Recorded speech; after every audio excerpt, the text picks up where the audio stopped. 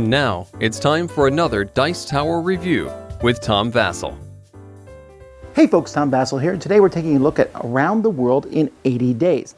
Now, this is interesting because there already is some games called Around the World in 80 Days. This is a different one than other ones. This one's brand new for 2016, except it's not brand new.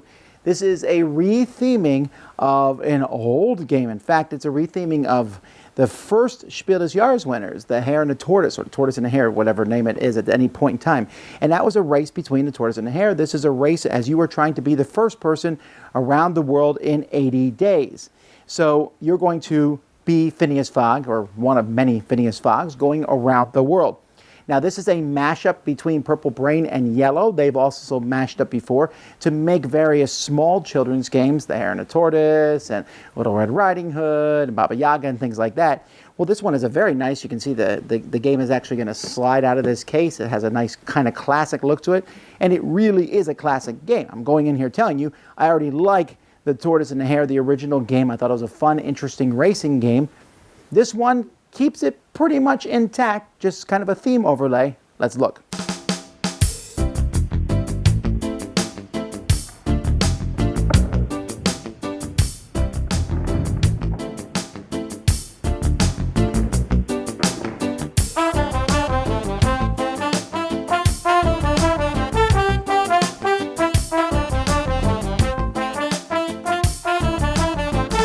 Now this game is a race. Each person is, I guess, their own version of Phineas Fogg, and you are racing around the world trying to go from London to, well, London.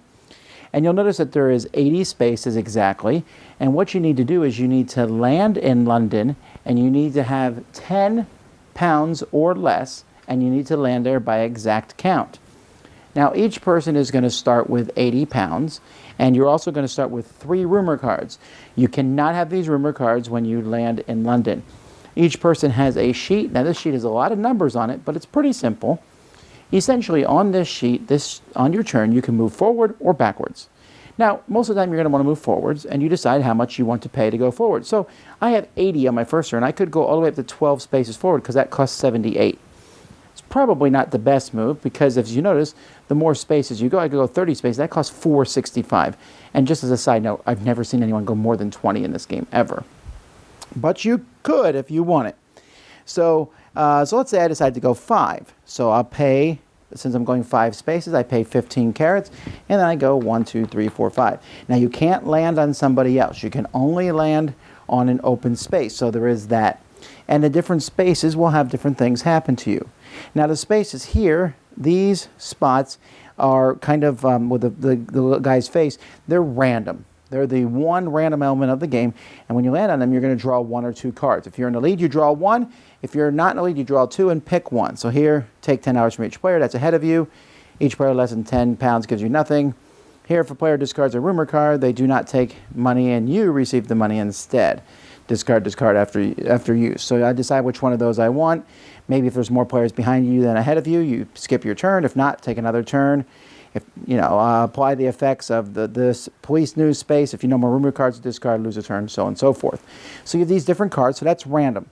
If you land on these spots here that show 1, 2, 3, and 4, 5, 6, and on your next turn, if you are in that position, so if I'm here, let's say this is the race, hey, look, my next turn, this says 2, and I'm in the second position.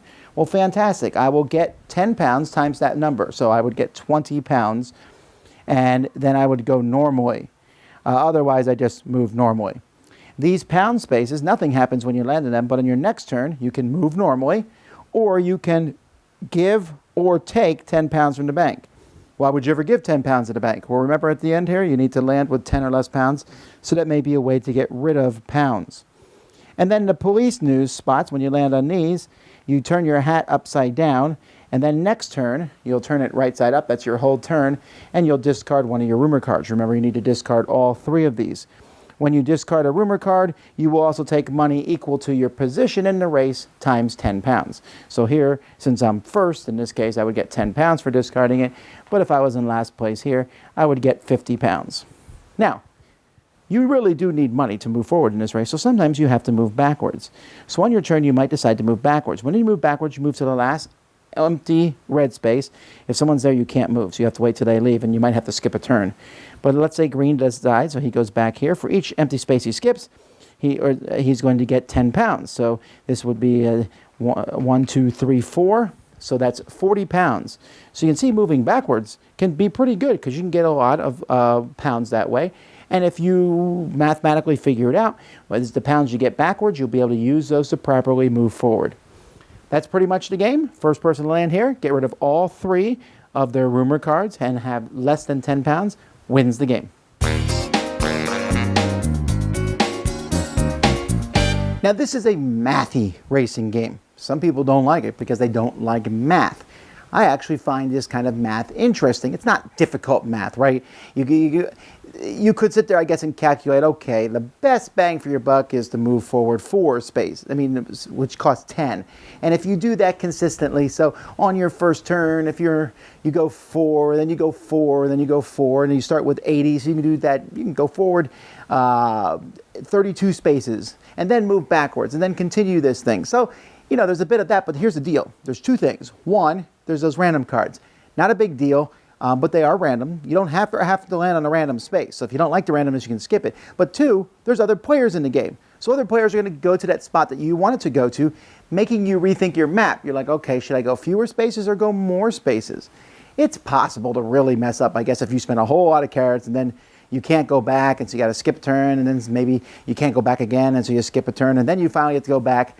That doesn't happen to people who are experienced players at this, though, because you're trying to figure out the best ratio of going forward and going back. And when do you stop and basically skip a turn, stopping on those rumor spots and getting rid of the rumor cards.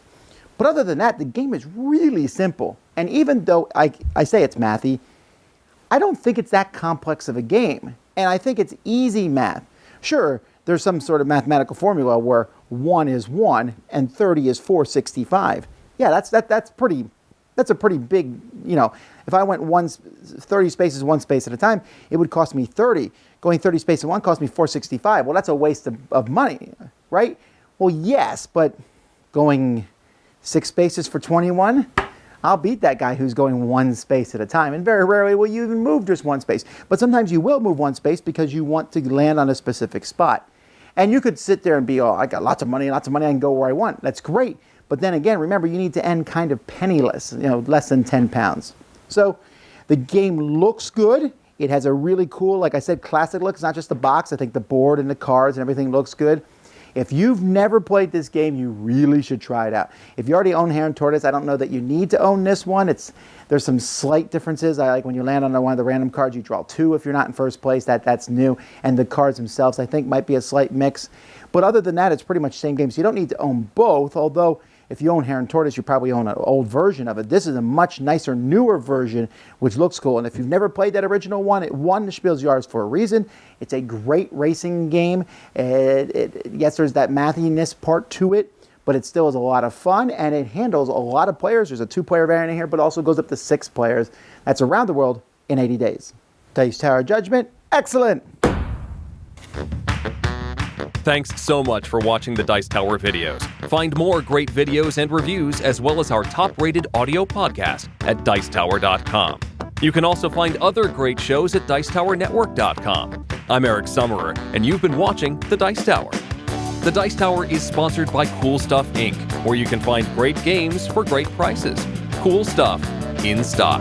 Check them out at CoolStuffInc.com. Shut the door.